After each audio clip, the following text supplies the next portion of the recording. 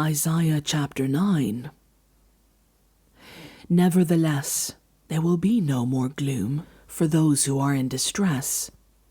In the past he humbled the land of Zebulun and the land of Naphtali, but in the future he will honor Galilee of the nations by the way of the sea beyond the Jordan. The people walking in darkness have seen a great light. On those living in the land of deep darkness, a light has dawned. You have enlarged the nation and increased their joy. They rejoice before you as people rejoice at the harvest, as warriors rejoice when dividing the plunder. For as in the day of Midian's defeat, you have shattered the yoke that burdens them, the bar across their shoulders, the rod of their oppressor. Every warrior's boot used in battle, and every garment rolled in blood, will be destined for burning, will be fuel for the fire. For to us a child is born, to us a son is given, and the government will be on his shoulders. And he will be called Wonderful Counselor, Mighty God, Everlasting Father, Prince of Peace. Of the greatness of his government and peace there will be no end. He will reign on David's throne and over his kingdom, establishing and upholding it with justice and righteousness from that time on and forever. The zeal of the Lord Almighty will accomplish this. The Lord has sent a message against Jacob, it will fall on Israel.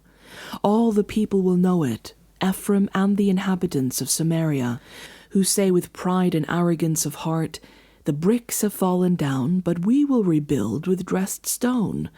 The fig trees have been felled, but we will replace them with cedars."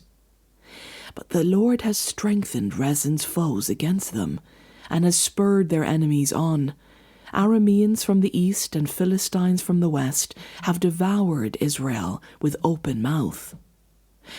Yet, for all this, his anger is not turned away. His hand is still upraised. But the people have not returned to him who struck them, nor have they sought the Lord Almighty. For the Lord will cut off from Israel both head and tail, both palm branch and reed in a single day. The elders and the dignitaries are the head, the prophets who teach lies are the tail. Those who guide this people mislead them, and those who are guided are led astray.